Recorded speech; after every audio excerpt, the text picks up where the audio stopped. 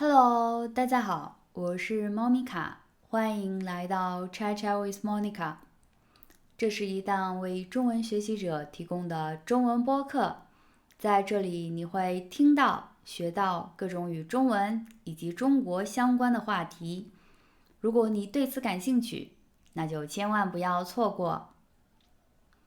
今天的故事呢，和任何的传统节日和神话故事不相关。我想要讲一讲我自己的个人成长，因为今天是我运营这个 YouTube 频道的第50天。我是在今年的9月8日上传了第一条 Shorts， 然后在9月18日上传了第一条 Landscape 的 video。当然，第一条长视频的话是一个1分钟的 Introduction video， 自我介绍。我简单的介绍了一下为什么我想要开始这个账号，以及以后这个账号发布的一些内容。现在回头看的话，基本上我还是想要继续在这个内容方面继续创作的。正如标题所说，今天呢，我想要分享一下我是如何成为一个中文分享者或者中文教学者的。我知道很多人会在我的评论区留言，老师，谢谢老师。但是很长一段时间，我其实都很难想象我要成为一个老师，因为老师在我整个30岁的人生里面，它是一个负面词语。我在青春期成长期间，从各种老师那边得到的霸凌经验，让我对这2个字其实有一种 PTSD。我就是很长时间，我不是很喜欢老师这个职业，所以我从来没有想过我要去当老师。我觉得英文里面还是有一点点好处的。你比如说，你要做一个 Chinese teacher， 你是在公立学校里面，或者你有一个正式的工作，那证明了你是一个老师，你是合格的人。但是呢 Chinese tutor 它更像，它可能就是范围更广一些，你可以是业余的，你也可以是专业的。所以呢，我暂时先用 Chinese tutor 来定义自己。我还在这个过程里面，我希望自己可以变成一个很好的 tutor， 这是我目前的对自己的一个规划，也是我对自己的一个要求。所以呢，我就想要来讲一讲我是如何一步一步走到今天的。我的本科是在中国读的，我本科学的专业是国际经济与贸易。虽然学的这个专业，我们大学里面85%的毕业生都进入了中国的银行系统，或者会计，或者审计，4大会计事务所的专业输入户，还有呢就是各大银行的柜员们。应该银行职业在中国还算是一个比较稳定的职业吧。我的大部分的同学在大学的时候，比如说大2、大3、大4，他们每个阶段都会有自己的规划，已经确定了毕业之后是想要进入银行系统，还是想要进入公务系统，也就是说考公务员、考事业单位。那也有人呢已经想好了，就是说要考研。但是我整个大学4年，我没有任何一个概念。我的父母对我从小到大都是一个比较放养的政策，他们自己呢没有这样的，他们没有读大学的经验，所以他们给不了我这样一个建议，所以一切都靠我自己摸索。但是同时呢，他们也不会干涉我，就是说啊，那别人家小孩要这样，你必须也得这样。我从来没有接受到这样的一个规训。所以整个大学4年，我感觉自己是比较糊涂的度过的。转折点是在大4的下半年，大部分人都已经决定好了未来的出处。我呢，当时就是学校里面，就是你毕业的话，你会有一个实习。然后实习的时候，我读大学的城市南京，我在当地找了一家房产策划公司，我就去实习了1个月，然后我就觉得这个工作还蛮有意思的，它和就是 marketing 有点相关，也就是做房产营销。那我觉得还有点意思，我也不是很反感。所以呢，在实习了1个月之后，对方公司也说，哦，我如果愿意干的话，也可以继续在这里就是正式入职。我在实习了1个月之后，我就直接回到了学校，就像已经，然后就决定就是，反正我也没有其他的计划，那毕业了之后就进入这家公司好了，我就回到了学校。在最后的3个月里面，大家还在焦头烂额的，比如说回到了老家找工作，或者说有其他的一些计划，在焦头烂额的准备考试考研。那我这个时候就待在大学的宿舍里面，悠闲的看《海贼王》。这是我第一次看《海贼王》，我记得当时好像有800多集，然后就从第1集一直看到了800多集，日夜兼程的看。看《海贼王》突然就给我打开了一个新世界，或者说是让我突然又想起来了我小时候的梦想。我后来就觉得每个人其实应该多多少少在他们的人生列表里面都会有这样的梦想，那就是环游世界。海贼王当时给我的震撼就是说，你在冒险的同时，你是可以找到伙伴的。而这个一直都是我成长的所有环境里面的一个痛点，就是我很希望，首先我很喜欢冒险，我很勇敢，我是一个很独立的人。然后第2件事情，我就是希望自己在冒险的过程里面可以去找到伙伴。所以这部动漫对我当时的震撼很大。在看这部动漫之前，我多多少少的呢对日本的街头文化也有了一些了解。我还蛮喜欢这种日系的打扮，大家可以看一下我当时的装扮，基本上就是把头发染得5颜6色，然后穿着很日系的衣服。大学毕业之后，我没有进入那家房产策划公司，而是进入了另外一家公司，做着更稳定的工作。这个工作给我提供的一个环境，就是我一个人坐拥一整层楼。我们公司一共只有40几个人，但是当时我记得3楼呢，它是财务部，然后总经理，只有这2个办公室，但是一整层楼。所以呢，我是待在财务室的，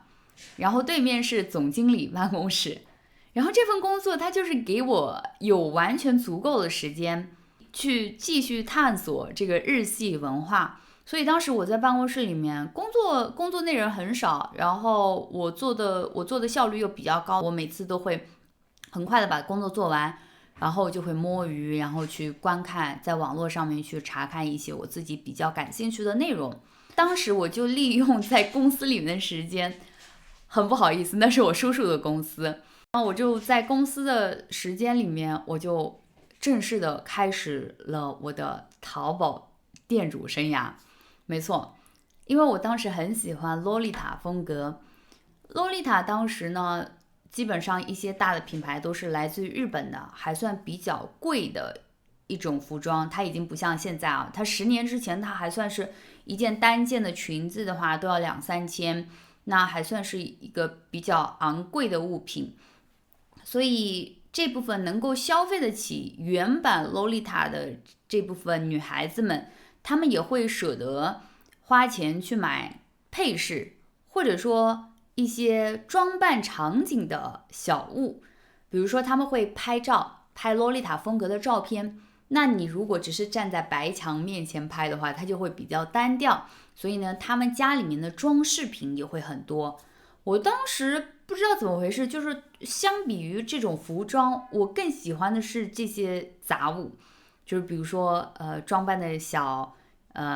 木架子呀，或者有一个小帘子呀，或者一块布料做成了一个小的小钱包，或者有一些手工制作的饰品之类的，我会比较喜欢这些。所以我当时就自己在国内的时候，就请人在海外的朋友帮我注册了一个 Twitter，然后我就利用 Twitter 上网去搜寻日本还有海外其他一些国家的账号，然后去观看这些，他们什么东西比较流行，他们是如何各种搭配的。然后在这个过程里面，我就发现其实日本有很多 vintage shop， 这些 vintage shop 它收集的这些小产品，他们其实也是从美国啊或者法国这些国家搜集过来的。我是看的多了之后，我不知道这是我自己的一个个人特质还是什么，就是我看的多了之后，我一看我就知道，这个是美国的，这个是法国的，我会主动去 ST 或者一些就是二手网站上面，我现在都不太记得了，我就能够找到。我记得当时呢，中国会有很多转运公司的出现，所以我就利用转运公司把海外的这些商品，然后都进口到了国内，我就正式的把我的淘宝店给开起来了。说实话，就是我做的还蛮好，然后我就运营了3个月还是4个月之后，客流量就很稳定了。然后这个时候我就萌生了说，我想要去日本的这样一个想法。在我萌生了这个想法的第2天，就是很巧，我有一个好朋友正好来发信息询问我最近在做什么，然后我们就聊了天。他说他最近正在准备就是日本留学的签证，他要去日本找他的男朋友。然后我就问了一下，我说日本签证难办吗？他说不难办。在得到了这个答案之后，我就立马去搜寻信息，要如何去日本留学。所以大概是在第3天还是第4天，我就已经把申请材料都已经写好，第2个月的时候就已经进入了申请学校的阶段。所以呢，工作没多久，我就直接来到了日本留学。我记得是2015年的4月，我到达了日本东京。我到达日本的时候，我50音都不会。在进入语言学校的分班测试里面，我分到了最低的等级。我是完完全全在日本的日语学校里面从50音开始学的。我学了1年吧，第2年的夏天，我是2016年的7月获得了我的 N2 证书，所以学了1年，花了差不多有10万块钱人民币终于把 N2 考出来了。我知道有很多人可能在国内他2个月或者3个月他就可以达到这样的水平，对吧？可以的。我学习第2门外语的一个经验，大家可以看出我学外语可能也不是那么迅速。我的很多的日语学校的同学，他们有在便利店打工的经验，或者有其他各种各样的打工经验，我没有。我基本上就是利用半天在语言学校上课，然后还有半天我会去踩点各种各样的 vintage shop， 去看一看最近在流行什么。我在日本买的东西其实不是很多，就我知道有很多留学生在做代购，但是我没有，我基本上都是在日本看一些流行趋势，然后去其他的网站上面去搜集这些产品，然后把它们出手。整体上而言还是比较有意思的。我在2016年的8月份回中国了一趟，这次回中国呢是去参加一个面试。这个面试的职位呢，其实我在去日本之前就已经有所了解，是我在等签证，日本签证下来的这个期间，我在那个时候也是夏天，对，我在家里面很无聊的就是刷手机，然后看到有一个女生，她在中国当时的一个贴吧里面，然后她在天涯里面发帖子说，就是分享自己在阿联酋做空姐的经历，就是一边全世界游玩，然后一边拿着高薪。当时阿联酋的工资已经相对于国内而言是比较高的一个薪资水平。然后我当时看到他的这个分享的帖子之后，一下子就给我打开了我的新世界大门。我心想，这简直就是我理想的职业呀！说实话，就是我在我的成长过程里面，空姐这2个字从来没有在我的人生里面出现过。我觉得就是我们可能是有一些职业歧视的。首先呢，中国的空姐，我们不谈那种很好的就是航空公司的空乘啊，那个是在后来可能就是他也需要有本科有研究生，你才能够进入到这些好的航空公司的国际线里面。但是在我小时候，在我成长的过程里面，空姐说实话，她好像是和理发师，或者就是中专啊这种不太学好，或者就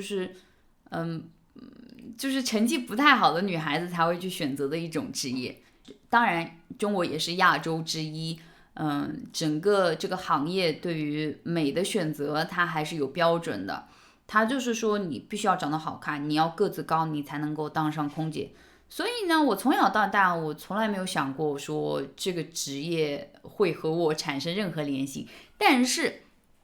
在那一次，我看到这样一个女生在网络上分享的这个帖子之后，我突然就是很向往，又可以生活在异国他乡，又可以做着一份很兴奋的工作，然后呢，薪水还不错，我就觉得简直是我的理想职业。我去日本之前，我已经知道了这个职业。去日本之后，一边运营我的淘宝店铺，一边在日本留学。在2016年的8月份，我报名了卡塔尔航空公司在中国的招聘。因为我记得那次的就是卡塔尔和阿联就还有一个阿提哈德这3家中东公司在中国的招聘流程都是一致的，他会把这个初步的第一部分的 OD 环节 Open Day 环节外包给中国的一个机构叫 FASCO 北外航。我们要通过北外航的这个网站来报名，报名了之后呢，北外航会组织一次网络的面试。所以我的 OD 是在日本参加的。我当时就化了一个很浓的妆，我还发了一个照片，这个样子，又画着大红唇，整个妆容都需要重一些，因为中东会比较喜欢这种风格。我在通过了 OD 之后，拿到了面试的资格，就是去参加 AD Assessment Day 这样一个资格，我就在8月份的时候买了一张机票，直接飞到了中国武汉。当时还有另外一位从日本飞到武汉去参加这个面试的女孩子，她当时是在东京大学读研究生。对，我们俩是一起去的武汉参加了这个面试，然后呢，我们也住在同一间屋子里面。这个整个面试的过程呢，就是非常不舒服。这个整个面试的过程对我来讲是一个灾难，当然也对就是和我同住的这位女孩子，东京大学在读的这位女生也是一个灾难。因为在面试的当天，我们在面试现场，我把她的脚给踩伤了。对，我不小心把她的脚给踩伤了，然后呢，就导致她没有办法继续参加这个面试。我呢也因此没有办法参加这个面试，就是我们2个人都很倒霉，但当然是原因是因为我不小心把他踩伤了，然后把我也吓得不轻。这个就是说实话，这是我第一次和别人一起去做一些事情。我知道意外的发生并不是我们2个人任何一个人的错，但是呢，我总感觉就是我这个人可能就是比较适合一个人做事情，就是不太适合和别人一起。我在网上，我们有一些中国的什么空姐网啊这种论坛，让大家去寻找可以一起拼房或者做一个小伙伴，大家一起去参加面试，去分享一些信息，这样一个社交平台。那当时呢，我找到一位正好也是要从东京飞到武汉去参加这个面试的小伙伴，我是很开心的。但是我没有想到最终是发生了这样的一个结果。我们当然就是回到日本之后，我们也有一直在联系，但是给我幼小的心理造成了很大的伤害。还有一个，我觉得当时我可能不太适合，在那个阶段我不太适合面试这个工作的原因呢，就是因为我刚刚分手。对，我刚刚和我的中国男朋友分手，他当时要去美国留学，那我又在日本，我们是在国内认识的。所以这种异国恋呢，也不太适合感情的成长，所以当时我们俩就分手了。就整个人的状态就会比较差。但是最最最最重要的原因是因为我发现我这个弱点是我再努力它都改变不了的，就是我身高不够。其实说身高不够呢，严格意义上来讲它不对。考空乘，我不知道大家知不知道这个职业啊，就是空乘他在机舱里面的时候，他因为要关上那个并，就是行李架的那个舱门，你要关上它，它其实是需要你对这个摸高要手臂要达到的这个高度，它是有要求的。当然呢，就航空公司不同的航司呢，对你这个要摸高碰到的这个高度，就是碰到的高度会不太一样。有的航空公司会明确的指出，你的身高低于某一个数值以下的话，基本上按照常理来说，也不可能摸到那个高度，所以呢，他们会明确的标出来你的身高限制。但有大多数航空公司呢，他们没有身高限制，只会标出来你要就是垫足，但是两个脚不能离地，你要垫足的时候摸到这个高度，那就算你通过，这是一个硬性的规定。我在去面试卡塔尔航空公司之前，我其实因为知道我要摸到这个高度，当时是218厘米，但实际情况下在现场的时候，因为我们要穿着制服，穿着白衬衫和短裙、西服裙，它这个对你的身体的拉伸是会有一个限制的。那当时的话，可能吧，我会觉得说现场的高度要比就是218要高这么一点点。然后呢，我在家里面很宽松的情况下，我连摸212厘米都会比较困难。我在家练习拉伸，练瑜伽，练了差不多有2个月吧。但是最终呢，它只能够让我勉勉强强摸到212厘米，就是摸到215是很困难很困难的。即使我只是给自己一个比较乐观的看法，说那我现场去尝试一下，我现场去感受一下这个面试的氛围。因为网络上也有很多女孩子分享说，她们在经过了1年的拉伸训练之后，终于摸到了218厘米。我当时也抱着这种天真的幻想的想法，就是觉得说说不定我也可摸到。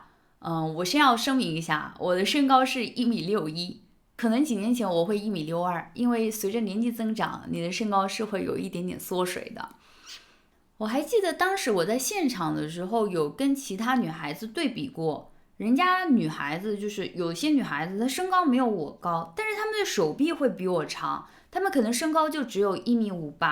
但是她们手臂会比我长一大截，这就导致她们摸高轻轻松松，而我摸高就是摸不到。这也就是我说这个弱点，它是我没有办法改变的。我哪怕就是再怎么努力的练习这个拉伸，我都不会像人家身高1.65米、1.68米、1.7米的这些女孩子们轻轻松松的碰一下就可以摸到。回到了日本之后，一个是因为这个面试的过程实在过于惊心动魄，那个女孩子在现场，因为我把她的脚踩了一下，然后就蹭破皮了。肯定很疼，肯定很疼的。我知道当下我很害怕的是说，我把别人的脚给踩伤了。那比如说，那他瘸了呀，或者就是受伤到这种程度的话，我更害怕的是这个，因为你比如说只是蹭破皮了，那没有办法，对吧？我该补的损失我都会补偿给别人。但是你如果说，你把别人的脚破坏到那种程度的话，这对双方家庭都是一个永久的一个压力呀，所以我当时很害怕。就哪怕回到日本了之后呢，我一直也有和这个女孩子联系，我说你一定要去医院，就是不停的检查，就是你要确保这个脚没有问题了。所以回到日本之后，基本上就是一边消化这个情绪，一边消化这个情绪，然后一边呢。又要消化，就是说我可能这个职业实在是不适合我，对，这样就是一个双重的打击里面不对，应该是3重打击，我当时还分手了，所以回到日本呢，我就想来想去，我说，那如果这个工作我做不了的话，那我还是好好读书吧。所以当时我就开始准备考学了。因为在日本的话，大多数留学生哪怕你一开始没有什么想法，你在经过1年在语言学校的这个耳濡目染之后，你要么就选择就业，你要么就选择就学。那我当时呢就是选择的就学，因为我特别想要去读一个研究生。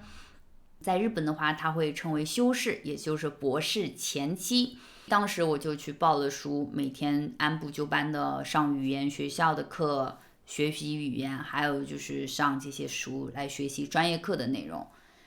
在2017年的8月份，因为一晃又1年过去了，就是很巧的，就是2017年8月份，很神奇，很神奇。我都已经决定，就是比如说2017年的10月份，我可能就是要去哪个学校里面就是正式读书了。在这个时候，在夏天的时候，有一家航空公司发布了久违的2年没有招聘的一个招聘计划，那就是德国汉莎。很巧，我就觉得就是冥冥之中就该我再去德国晃一圈啊。所以8月份它发布的时候，在发布之前，原谅我没有什么见识啊，我就是一个小镇来的姑娘，就是我对德国这个国家呢有一些浅浅的概念，但是对德国汉莎这家航空公司基本上没有什么概念，不太懂的。因为当时就是对欧洲那一块，我除了对希腊神话有一点点了解之外，对其他的国家的概念都是很模糊的。就是你比如说啊，那我们学习历史，那大家多多少少都会知道啊，那德国是在哪里？那德国是什么样的一个国家？当时我记得2015年、16年，德国又出了很多负面的新闻。就是我整体而言，就是对这家公司也是抱着这种试一试的心态。在2017年的10月份，我又再次的飞回国内，参加了汉莎在中国北京举办的面试。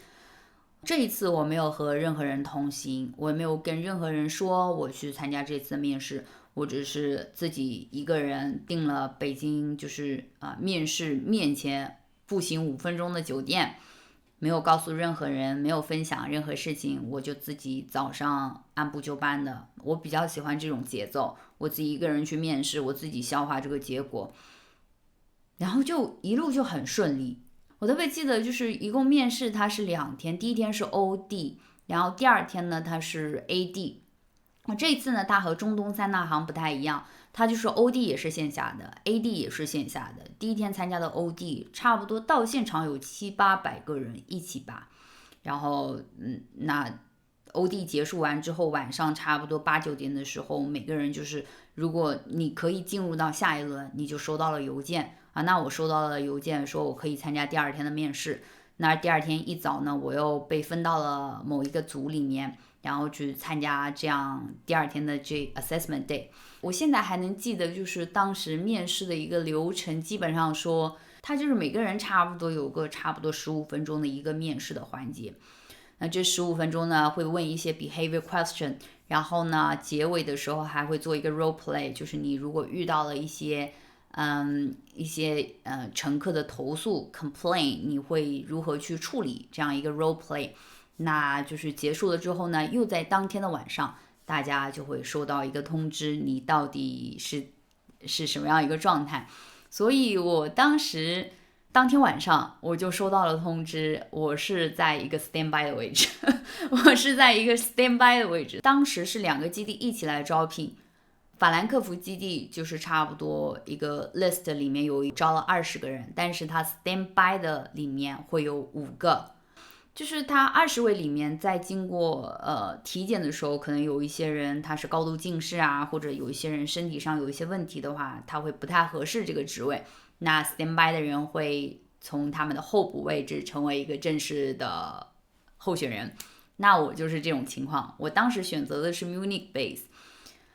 我对 Munich 没有任何概念，我都不知道这是一个什么样的城市，完全不知道。我只是听说法兰克福那边的中国人会比较多，那我不太喜欢就是中国人扎堆的地方，我就是选择了 Munich。然后很巧的就是我顺利的从 standby 候补，然后到了正式的一个 candidate。11月份的时候办签证，12月份的时候订机票啊，各种各样的事情。然后2018年1月份，我正式踏入了德国，开始了我在欧洲的4年生活。然后接下来还是和我梦想中的空姐生活不太一样的，因为中东的那种生活方式，你要飞短途和长途。你的短途的话，可能就是从阿联酋飞到附近的沙特，飞到北非，飞到就是欧洲一些比较靠近的一些欧洲国家，东欧这一块。那它整个的行程，它可能就4-5个小时，你每天是要来回的。或者说呢，他们那种长航班有 layover 的。但是呢，在汉莎，我应聘的职位是 Regional Flight Attendant， 它就是说它只飞中国和德国的航线。当时 Munich base 有3个 destination， 有3个目的地在中国，北京、上海和香港。那我的 schedule 基本上就是1个月是2到3班，2到3班长航线，每次一个 routine 的话4到5天。对，飞北京的话会少一点，4天，然后飞香港和上海的话是5天。我每次都会把班，北京班都换成上海班，因为我家很靠近上海，所以我每次就是飞上海的话，我第2天都会回家，会和父母见面。这就导致了我在德国的4年里面，我每个月都可以回家，每个月不但可以回家，每个月还可以去香港玩一圈。这份工作说实话它是一个神仙工作，我直到目前想来的话还是一个神仙工作，但是它的薪水很低。它的薪水很低是因为我们飞的很少，它德国应该是有法律规定说每个空乘人员每个月不能飞超过80个小时。那我们一个长航线一般我为什么会说我1个月会飞2到3班，因为大概率飞3班的话，比如说飞3班上海，它就完全已经超时了，它就完全已经超时了。而且就是德国的公司一般每年都会有40天的年假，我当时在汉莎的时候有45天的年假。你把年假分成3到4个 section， 然后把它安排到一些月份里面，这就导致你其实1个月可能差不多平均下来一个月就是飞1到2班，但是工资呢，它在德国它就只能算是中等水平以下，很能理解的呀，因为你飞的实在是太少了，你的时薪还不错，还蛮高的，但是飞的很少，这就导致呢，就是大家都活得比较贫穷。同时又因为前3年我们拿的是一个 limited contract， 它就是一个有限制的这个 contract， 它就导致我们在德国我们不能从事其他的行业，就是说我有这个心，我就觉得我收入太少，我想要再去做一些额外的工作，保证我的收入增长，它也是不合法的。所以就导致我们前3年其实活得都很紧巴巴，有的人呢他就会受不了，他就会直接离开了。我当时也会因为这个收入的问题，纠结了好久。一个是因为我就是他跟我理想中的那种 lifestyle 它是有差距的，因为我是希望我原本对这个职业的想法就是说，这份职业可以给我提供一个附加的好处，那就是可以全世界旅行，可以去一些我可能自己旅行永远都不会到达的地方。但是那我来了德国汉莎，它其实是一个很固定的，北京、上海、香港，我很早就已经去过了，你每次都去这2个地方有什么意思呢？对吧？然后第2个事情就是它的薪水实在是低到，那我之前也算是一个创业者，对吧？一个小小的 business woman， 那这个薪水它可能只是我之前的，差不多就是一半吧，差不多就是一半。同时又因为我去了欧洲之后，我就没有办法运营我的这个淘宝店铺，因为它的时差跟中国完全是反过来的，差不多已经反过来了，有7个小时的时差。还有一个是因为就是我这个工作呢，它需要我不停的就是保持这种和市场流行，你知道大家市面上在火什么，这群消费得起这些小东西的女孩子，她们最近喜欢什么，她们在流行什么，你要去更新你店铺的产品。那我已经离开了这个环境之后，我就没有办法接着去做这样的一个事情。所以呢，我的店铺在2018年的7月份还是8月份的时候正式的被我关闭了。那我就全身心的投入到我当 Regional Flight Attendant 的这个职业生涯里面。所以在前期的，就是我特别记得，就是2018年的6月份，我们正式 training 结束，我就开始进入我的 probation 6个月。那 probation 前面的6个月呢，大家还是比较有一些紧张的，因为你在probation 期间，你如果表现的不是很好，那公司还是直接可以说那你不合适，那你就要回国了。所以呢，在这个期间我还是比较小心的。但是 probation 过完了之后那我就算是比较安逸的一个状态。这个时候我就正式在思考，那我说，那我现在已经在这儿了，那我就要利用好我在这儿的这段时间，我就开始了我的 explore， 我的探险，我的冒险。我就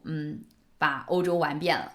我就独自背着一个包去玩了，去探索了很多欧洲国家。包括呢，我又发现了我新的人生爱好，那就是长途的一个徒步旅行。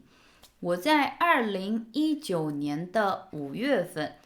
然后去走了，从头走到尾，走了一个 Camino de Santiago， 一个法国之路。这个路上呢，就是打开了我的新世界，因为在这个路上很少有中国人去走全程。有，但是可能一年的话，只有可能就是100-10来个中国人。那我没有那么幸运，在这个路上就是正好遇到国人和我一起走，但是又因为我会说一点德语和会日语，我在这个路上就认识了日本人，我就和日本人从头到尾，我们当时都组成了一个4个人的小团队。在这个路上，我是和2个日本人，1个德国人，我们就组成了一个4人小队，从差不多中间开始，然后一直走到了终点。所以这个旅程它还是让我打开了新世界，就是我发现我还是很喜欢这种和别人交流的一个过程的我就很享受这种跨文化的交流，跨文化的碰撞。很喜欢和大家聊一些就是不一样就是每天和大家交流。这个时候，那比如说我的日本小伙伴，他们的英文也不是很好，那我的日语和德语嘛，又是一半一半。但是在这个过程里面，就让我一直就是勇于表达自己。我会觉得我很享受这个过程里面和大家就是交流的这样一个状态。所以就是在接下来的旅程里面结束了这个长途的旅行之后，我就更加频繁的走在路上，背包去旅行，然后去住青旅，去主动和别人接触把自己的这个 E 的人格给激发了出来吧。然后呢那就然后就是在2020年，大家都知道发生了什么。2020年因为一些意外吧，就是全球性的灾难，对吧？中德的航班被停止运营了。然后这个时候我就只能在德国待着。我在德国是一个人住在郊区。那我每天的生活都很无聊。其实那个时候呢，还是可以出去旅行的。欧洲的防疫政策没有那么的严格，但是我自己就是我感觉那段时间也不知道是玩的有一点点累呢，还是自己有点害怕这样一个状态。我就没有出门，直到就是我的合同完全结束，我都没有再出门玩过一趟。但是我的其他同事，我的朋友们，他们在此期间还去了中东玩之类的，我没有，我只是自己就是不想在这样一个状态下去玩。在2021年的6月份，我决定回国。在我合同结束的时候，我决定回国，然后我就正式回国了。在2021年的10月份，我正式的加入了一家中国公司。那它其实呢都不能算是公司，因为它是一个 public sector。我就正式的工作我的工作呢是作为一个 business development manager，那是去推广我的城市去推广我的城市的营商环境，去吸引更多的投资者到我们当地来投资。所以我接触的对象都是德国和日本的公司。对，正好利用上了我的多元化的背景，因为它苏州的制造业呢比较厉害，那外资最多的呢就是日资企业和德资企业。所以在这个过程里面，我就慢慢的在做这方面的工作。我在去年的8月份离职了。对，经过了3年的工作之后，我又正式的离职了。离职的原因呢，可以说是多方面的。第一个是因为我回国之后，我其实一直不太适应国内的生活，就是其实没有任何人给我压力，但是就是你身边没有人把这种压力很明确的施加于你，但是这个氛围，这个有压力的这个氛围它是在的，就导致我反正就是思考了很久。我2022年是我状态特别不好的一年，不好到就是我都有一点点躯体化反应。就躯体化反应就是我身体就是哪个部分会突然就是疼。我当时很明显的一个状态就是我的手腕疼。我父母会说，或者医生都会讲说，可能是因为我做什么东西导致的我的腱鞘炎，但是其实不是。我知道，我是心理压力太大了，我心理压力大到就是我受不了这个。然后呢，我也不知道，关键是我自己我都不知道我为什么心理压力那么大。说的不好听，当时我的工作很稳定，我运气算比较好的，在疫情期间我能找到这么好一份工作。然后呢，还比较体面的工作，然后薪水嘛也很不错，又靠近家里面，在家里面待着什么都不用愁，跟父母又住在一起。但是我就是那种无形的压力，我不知道，我直到现在我可能是觉得说，刚刚过了30岁女性的那种压力，就是你刚刚过了30岁，你会觉得，在中国有一句老话叫30而立然后我就会觉得，我到了30岁了。我应该有一些更好的成长。那现在的这个状态，它成长的状态，太慢了，或者说，在这个体制里面，我是知道的，这个工作它很好，但是它一辈子也就这样，它就是你直到80岁，你直到60岁退休，你都只能这样。这个工作它就是好稳定，但是它没有成长。我在进去了半年不到，我就发现了。然后我就一直很痛苦。大家有没有发现一个 pattern？ 就是我去德国汉莎，我一开始痛苦的原因也是同样的，就是这份工作它很好，它很稳定，但是它没有成长，我就是受不了。我做这份工作，包括我把这份工作辞掉，我的父母就是虽然嘴上不说，但是偶尔也会表达出来，就是说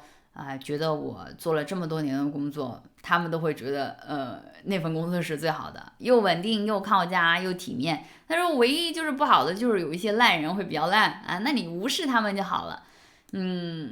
但是我说不行，我就是受不了。然后就到了我为什么会成为一个 Chinese tutor。 我在日本的时候做过 Chinese tutor， 我在德国的时候我也做过 Chinese tutor， 但是我在德国的时候是帮我2个朋友家的小朋友做，这个也不算是什么商业活动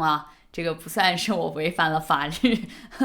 但是我当时2个朋友家呢，就是听说我之前在日本的时候有做过，那我就帮着他们去跟他们的混血小朋友去做这样的 HSK， 包括他们家有2位就是侄子或者侄女呢，在这个过程里面有在断断续续的学中文。我最主要的是做一个口语老师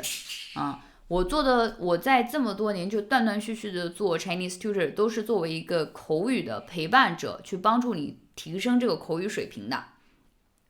断断续续的做。在日本的时候也有做过，是2023年，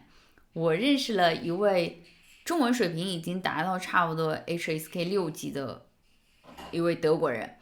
然后他在中国已经生活了快20年，他的中文发音其实很好，让我有一点点震惊，我就觉得蛮好的。我们两个当时就是作为朋友在交往的过程里面，有一次就是吵架拌嘴，就是说到我说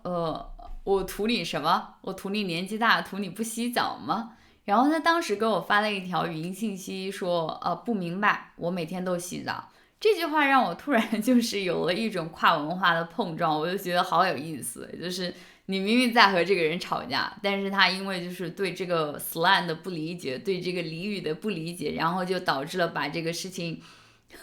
完全的推向了另外一个方向。然后呢，我就到小红书上面去搜寻，就是这种跨文化的 misunderstanding，然后去搜一些就是其他人分享的案例啊之类的，然后就有一个网站突然出现了，那就是 Preply。我在当下立刻注册了 Preply， 但是呢 Preply 它需要上传这个一个 introduction video。当时呢，我又会觉得有点烦，还要拍视频啊，你要站在镜头面前要说什么呀，我都会有点烦。在这个期间，我还没有离职。等到我真正的离职之后，我在思考我到底要做什么的时候，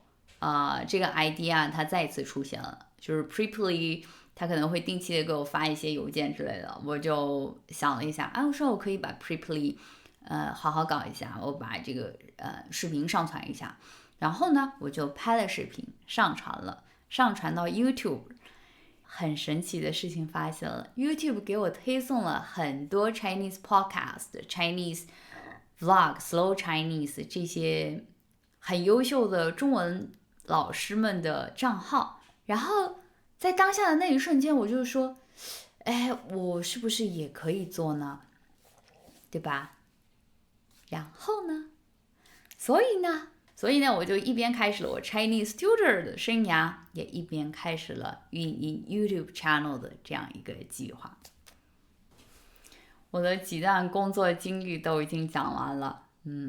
不知道大家有没有发现我的一个规律呢？我是那种我说了，我一定会去尝试，而且我是先尝试，再去总结经验，再去想事情，想 strategy， 想后续如何发展的这样一个人。我的行动力是很强，当我想到了要做这个事情，我是一定会去实现它，或者想办法去实现。我做事情都很认真，但是呢，我做事情过于认真，我过于结果导向，这就导致了我对很多事情，即使我已经达到了我初步的一个设想，我永远都不会满足，因为在这个过程里面，我刚刚到达了这个小小的终点，我在到达终点之前，我又设置了一个更远的终点，我又设置了一个更高的计划，我又设置了一个更难达到的一个目标。所以在这个过程里面，我永远不满足，我永远觉得不太够。有的时候呢，也是因为我在做事情之前，我没有想清楚我要的最终的一个结果到底是什么，所以就导致我在这个过程里面，我会随时的变换这个结果，把这个结果包装成一个不太一样的东西，跟我原先设想不太一样的东西。然后在这个过程里面进步的同时，我就完全忘了我原先的设想是什么。我的欲望很大，我永远都不满足。这就导致了我在长期的一个驯化的过程里面，就是自我驯化的一个过程里面，就是永不满足，永远在追赶，永远在结果导向，关注这个结果。关键是我只关注这个结果的话，我也不满足，因为这个结果是没有终点的。我设置的新的结果我还没有完成，那我就不会满足，我就不会开心。这是我在就是过去的10年工作经验里面，就是导致我很焦虑化的一个很重要的原因。所以呢，去年我正式的离职之后，我强迫自己，我有一点点强迫自己，就是必须要适应一个 slow， 一个很慢慢的工作节奏。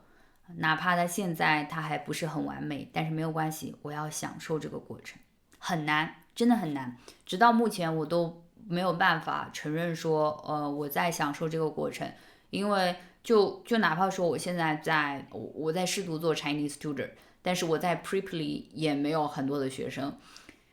在 Preply 的经验，我感觉都可以单独讲一期，因为我有遇到一些奇奇怪怪的人。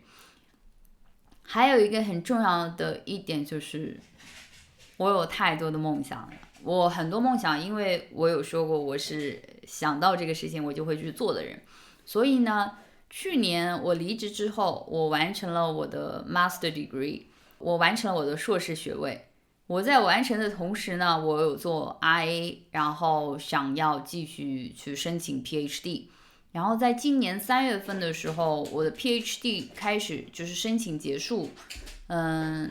我有在计划回日本读书，但是同时，我没有放弃去找工作。当时呢，是因为就是说我差不多已经决定了要回日本读书，但是呢，我还要继续工作，因为日本PhD 呢，它还算是一个消费行为，它不是那种像欧美这种岗位制的博士，它是没有什么补贴的。然后呢，自己不但要花钱，生活在日本呢，成本也会比较高。然后这个时候，我有一点点想要去说找另外一份正式的工作，然后可以保证我自己的一个日常开销。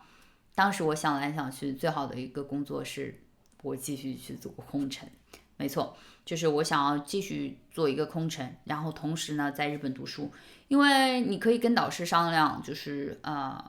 我想要如何去延长我的 PhD 生涯，所以呢，我又去面试了航空公司。Unfortunately，不幸的事情又发生了。不幸的事情发生了，是因为我今年获得了2份航空公司的 offer，但是就是我拿到 offer，它不是确定的。大家也知道，我之前能够进入汉莎，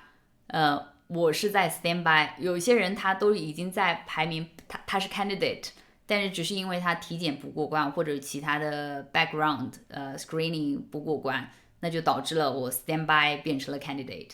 那这2次我是直接的 candidate， 或者说我可能在 standby list 上面，我不是很清楚。但是最终我没有拿到一个正式的 offer。然后有一家航空公司呢，我是特意飞到香港去面试的，然后已经在进入备调了。我当时就是已经提供了各种各样的资料，已经在备调的过程里面，但是在备调的过程里面没有任何通知，没有任何解释的情况下，某一天早晨，我和其他的 candidate 同时就收到了一个 rejection letter。我们也不知道什么原因，我们有去询问过公司，没有得到任何的回应。他就是告诉你说那什么都是有可能的，可能在这个行业里面它都是正常现象吧。所以就是那我觉得我准备的还是蛮多的，我特意飞到香港去参加面试。那我为什么就是还要做这份工作？就是因为我要获得收入，能够支撑我的 academic career。但是那最终的结果就是我这个工作没有得到，我突然就是不想要继续我的 PhD 了，因为 PhD 我感觉它就是反正，所以我目前的状态就是 defer 了这个 offer。就是 defer 了这个 offer。那我到底要不要去读书？我目前还处于一个挣扎的状态。那我同时呢，可能又觉得这个学校也不是特别好，我想要去一个更好的学校。那同时我在中国这种碎片化的任务呢，就是让我的时间都变得碎片化，我没有办法在过去的1年里面就是继续做比较正常的工作，所以我就是有一点点被迫的成为 freelancer。 对，这就是我目前的一个状态。但是那你说不好吗？其实很好哎，我会觉得说其实这都是命中注定吧。我原先或者说去年或者前年或者4、5年前，我就想要开始我的 YouTube 生涯。当时是因为我就觉得因为当时我看了很多同行作为就是 flight attendant，他们作为 Emirates 或者 Qatar， 就是这些 flight attendant， 他们分享了他们的 lifestyle。我当时我有在想我们在德国 Lufthansa 的这种生活好像没有人家那么光鲜亮丽，但是至少我的生活，我自己个人的生活还是比较 colorful。所以呢，我就想着有去分享这样的事情，但是呢，就是一直就是找不到一个很好的契机，或者又觉得说自己的剪辑水平又不够有一些设备问题也不够。当时我不是特别会剪辑，就是它都需要锻炼，但是就是可能又会，我觉得最重要的问题是因为我不自信。那时候我就是完全不自信的一个人，其实说的不好听，我就是现在回头想起来，哇，我的人生好精彩啊！我靠着自己出了国，去全世界旅行，住5星级酒店，坐商务舱，对吧？我没有靠任何人，又不是说我是不正当的途径去获得了这些本不该属于我的东西。但是那我就是感觉好像我低人一等，我不自信，我在享受一些本不该属于我的东西。有一点点这样的感觉，所以我就一直就是下不了决心去做。包括一开始我其实发布了第一条的 vlog， 就是我在德国村里面的生活的这种 vlog， 我发布在中国的视频网站上面，哔哩哔哩上面，我收获的就是评价或者 comments， 其实还不错，大家就会觉得说，哎，蛮好的。但是我没有持续性的做，就是我有点遗憾，那个时候做的话，可能就已经变成了大的博主了，那我就不用担心我现在的一个生活状态了。就是很多时候人呢，就是因为受制于一些就是感觉不太好的心理状态的一些影响，就是让人不自信，不自信真的就是阻碍人的发展。我觉得这个东西真的很重要。我在中国工作的3年，我不知道为什么，就是我一边自卑，一边就是痛苦的我不想要适应这个环境，我不想要适应这个体制的这种挣扎之下，但是我又锻炼出了我的 E 人格，我又锻炼出了把我的 E 人格进一步发挥，然后这时候。我就在中国交了超级多的朋友，我就利用我的工作机会，因为我的工作是 Business Development Manager， 我需要每天去拜访客户，我需要每天去拜访各种不一样的人，要去参加一些商业活动，然后在这个过程里面，我就发了无数张的名片，然后去每个人交流，然后去告诉别人我曾经的一些故事，因为这是一个很好的 story， 对吧？然后去告诉别人我现在在做什么。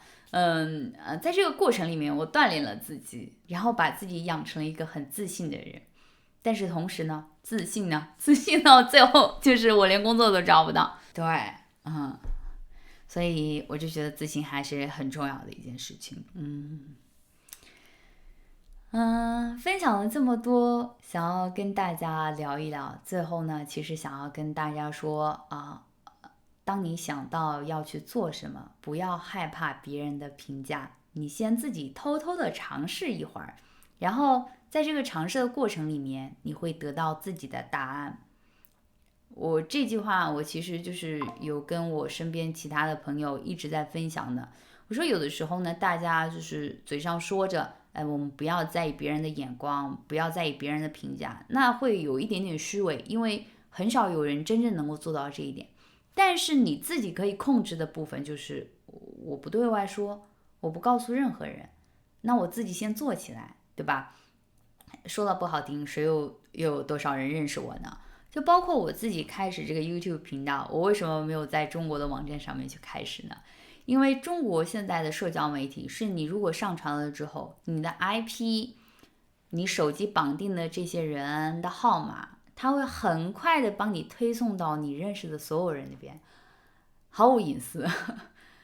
对吧？他就是这样。你如果有的时候又有一些不好的习惯，喜欢去偷窥前男友呀，喜欢去偷窥一下别人什么的那就很快别人就会发现你的账号，那你就毫无隐私可言。当然，我只是举个例子我没有这样做我只是告诉大家。所以呢，我就觉得说，你开始，比如说我现在开始 YouTube，没有任何人，我在现实生活里面遇到的任何人，没有任何人一个知道。我就在这里说呀，我就可以自由大胆的去表现自己，对吧？先闯一下，我们才能够知道结果，才能够知道市场对我们的反馈，知道我错在哪里，知道我不好在哪里，知道就是我作为一个人生活在这个世上，可能有哪些地方需要去进步。当然好像这个说的有一点深刻，感觉就是我们还是要受制于这些 comment， 受制于这种算法对我们的评价。但是实际上我只是想要表达说，你至少可以开始，然后在这个过程里面你自己去发现答案。现在已经1个小时10分钟了，但是呢，我知道最终剪出来的成品可能我说的是1个小时 podcast， 可能最终剪出来就只有40分钟，因为这个过程里面会有很多的废话，我可能讲的我会不满意，这个时候我的完美主义人格又会限制我的发展，因为我会过度的去抠一些我自己觉得不好的地方，因为我觉得这个东西会影响我的形象。其实我毫无形象可言，所以有的时候我也不知道为什么会有自己那么多的枷锁来限制自己。或者我也可以今天就是把这个视频完全的就是投放到网上，就是投放到 YouTube 频道，看看大家对我的反馈如何。我现在呢会比较羡慕别人，就是有很多的女粉，我在现实生活里面的女孩子朋友会很多很多，我这个说的好像就有一点凡尔赛。我在去年、前年，我突然有接受到，就是很多女生给我的评价，就是如果我不认识你，我可能还没有勇气做什么，但是我听了你的故事之后，我会突然有勇气说，觉得好像这样的话也是一个很好的方式。我突然去放弃什么，我突然去改变什么，我突然去从头开始，好像也没有那么困难。你看人家不就这样吗？就包括上个月我曾经在日本语言学校的一位男同学，我当时是20几岁来着，他是18岁，刚刚就是中国的高中毕业，要来日本来读本科的。这个男孩子，然后在上个月的时候突然给我发消息，就是说，我曾经不经意间的一些话对他人生的影响，他就会觉得说我的人生，很精彩，然后也给他心里面就是种下了一个种子，就会觉得从头开始不算什么。我很开心，我当时就也不是说我感动吧，我当时会觉得，因为过去1、2年确实有好几个人会这样跟我说，我说我的故事有给到他们一些鼓励啊，就是至少让他们就会不是那么害怕啊，从头再来。当然，最终呢，大家做出这个决定还是多方面的一个结合，但是至少我也成为了一个标杆啊，或者成为了他们的一个可被鼓励的对象吧。所以我觉得我还蛮好的。这种时候就是这种事情，也会让我觉得那我至少不算一个特别坏的人，我不是一个坏的榜样。我在某种程度上我还是一个比较好的榜样的。希望我零碎的1个小时的讲话不要让大家觉得头疼，也同时呢，就是希望我的故事能够鼓励到你。有梦不是错，努力去争取吧。因为活着就已经很痛苦，反正活着都很痛苦，谁知道呢？对吧？谁知道呢？好了，今天说的我口干舌燥，我都没有喝水，那我们就下次再聊吧。